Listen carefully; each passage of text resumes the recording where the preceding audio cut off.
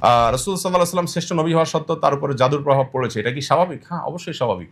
আর দুনিয়া বিল ওয়াসাইল লা বিল ফাজাইল, আরবিতে একটা প্রবাদ আছে, দুনিয়া তার সিস্টেমে চলবে। আপনি ওষুধ খাবেন ভালো হবেন, ওষুধ খাবেন না ভালো হবেন না। আপনি অসাবধানতা থাকবেন, আপনি অসুস্থ হবেন, সাবধান হবেন, অসুস্থ হবেন না। কোরআনে ইব্রাহিম আলাইহিস সালাম এক কঠিন আদব শিখিয়েছেন আমাদেরকে। আপনারা সবাই আয়াতগুলো অলরেডি তারাবিতে পড়া হয়ে গেছে, আপনারা জানেন। ওয়াল্লাযী হুয়া ইউহয়ী ওয়া ইউমীত, কি জানেন আয়াতটা? ওয়াইদা মারিজতু ফাহুয়া ইয়াশফিন ওয়াল্লাযী ইউমীতুনি সুম্মা ইউহয়ীন।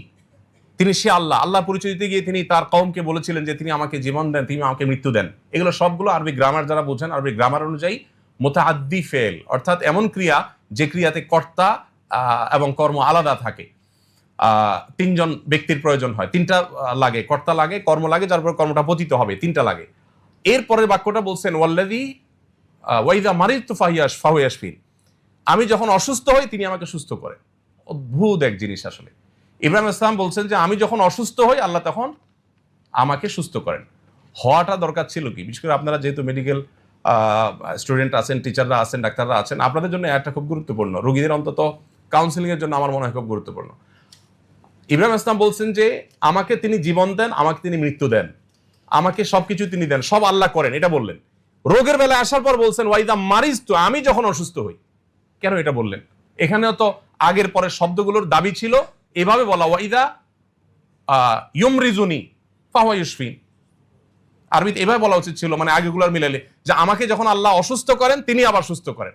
অসুস্থতাটাকে আল্লাহর দিকে সম্বন্ধ করেন নাই, অসুস্থতাকে নিজের দিকে সম্বন্ধ করেছেন। কারণ অসুস্থতাটা আমি বাধাইছি, আমার অসতর্কতার কারণে, দোষটা আমার। আল্লাহ সুস্থ করেন আপন অনুগ্রহে।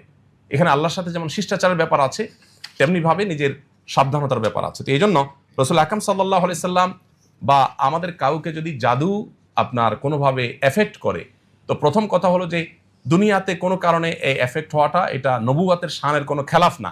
তবে হ্যাঁ, এটাও ঠিক যে রাসূল আকরাম সাল্লাল্লাহু আলাইহি সাল্লামের এই জাদুগ্রস্ত হওয়ার ঘটনা দ্বারাই কিন্তু আমরা সূরা ফালাক নাস পেয়েছি, জাদু থেকে মুক্তির উপায় পেয়েছি। এটা যদি না হতো হয়তো আমরা উপায় জানতাম না। আল্লাহ তাআলা এটা তার নবীর মাধ্যমে ঘটিয়েছেন আমাদেরকে সমাধান দেওয়ার জন্য। বাংলাদেশে যখন 27 রমজান, অন্যান্য দেশে 28 রমজান। এখন প্রশ্ন হলো আল্লাহ তাআলা কি এক এক দেশের জন্য এক এক রাতকে শবে কদর হিসেবে নির্ধারণ করবেন? হ্যাঁ, অবশ্যই। এক এক দেশে যদি এক এক দিন রমজান শুরু হতে পারে, তাহলে এক এক দেশে এক এক দিন শবে কদর, হোয়াই নট? সমস্যাটা কোথায়? এখন একটা মুশকিল হলো আমরা আল্লাহকে আমাদের মতো ভাবি। আমরা চিন্তা করি শবে কদরে আল্লাহ দুনিয়ার আসমানে নেমে আসেন। এখন বাংলাদেশের শবে কদর আজকে রাত্রে, সৌদি আরবে কালকে, তাহলে আল্লাহ আজকে নেমে আসলে কালকে আবার ওখানে নামবেন? মানে ব্যাপারটা আমরা আমাদের মতো করে ভাবি যে আমি এখন এখানে থাকলে, এখন ইবনে সিনা আছি, তাহলে আমি এই মুহূর্তে তো আরেক জায়গায় নাই। কিন্তু আল্লাহ রাব্বুল আলামিন, তার শানটা হলো যে কোনো সৃষ্টির সাথে তার তুলনা চলে না। তিনি একই সময় কাউকে মৃত্যু দেন, একই সময় কাউকে জীবন দেন, একই সময় কাউকে হাসান, একই সময় কাউকে কাঁদান। তার সাথে তার জন্য একই সময় অগণিত কাজ করাটা এটা সাংঘর্ষিক না? আমাদের জন্য সাংঘর্ষিক। আমরা পারি না একসাথে একাধিক কাজ করতে, বা একসাথে বিপরীতমুখী কাজ আমরা করতে পারি না। আল্লাহ দ্বারা সবকিছু সম্ভব। বিধায় আল্লাহকে আমরা আমাদের মতো করে যখন ভাববো, তখন অবশ্যই আমরা অনেক উত্তর খুঁজে পাবো না। কিন্তু যখন আমরা এটা জানবো যে আল্লাহ তো স্রষ্টা, তিনি তো সৃষ্টি না। যেমন একটা কমন প্রশ্ন নাস্তিকদের থাকে যে সবাইকে আল্লাহ সৃষ্টি করছেন, আল্লাহকে কে সৃষ্টি করছে? এটা কমন প্রশ্ন না?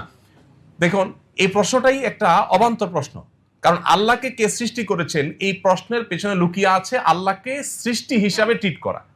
তার মানে আপনি আগে ধরেই নিয়েছেন যে আল্লাহ একজন সৃষ্টি, নাউজুবিল্লাহ, তাহলে তার স্রষ্টাকে। আল্লাহ যদি সৃষ্টি হয় তাহলে স্রষ্টা কে হবে? স্রষ্টা তো কাউকে হইতে হবে। যদি স্রষ্টা হবেন, তার আবার সৃষ্টি যদি থাকে, তাহলে স্রষ্টা হলেন কোত্থেকে? তাহলে আল্লাহকে আপনি আপনার মতো চিন্তা করছেন যে আমার তো একজন স্রষ্টা লাগে, সবকিছুরই স্রষ্টা লাগে, তাহলে তারও লাগবে। এই উত্তর প্রশ্নের মধ্যেই আমাদের ত্রুটি আছে। মহিলাদের ব্যবহৃত স্বর্ণের উপর যাকাত হবে কিনা? অবশ্যই হবে। তবে স্বর্ণের মালিককে সেটা আগে ঠিক করতে হবে। মালিককে স্বামী না স্ত্রীটা ঠিক করতে হবে। স্বামী যদি বলে স্ত্রীকে হ্যাঁ তোমাকে দিয়ে দিলাম, তাহলে যাকাত স্ত্রীর উপর প্রযোজ্য হবে। আর যদি স্বামী বলে না তোমার পড়তে দিলাম, তাহলে যাকাত স্বামীর উপরে। এখন এই প্রশ্ন উত্তর আমি ক্লিয়ার পাই না, বহু জায়গায় আমি জিজ্ঞেস করছি। প্রশ্ন আসলে স্বর্ণের মালিকটা আসলে কে? মুখে বলার সময় বেশিরভাগ মানুষই তো চিটারি বাটপারিতে আমরা লিপ্ত।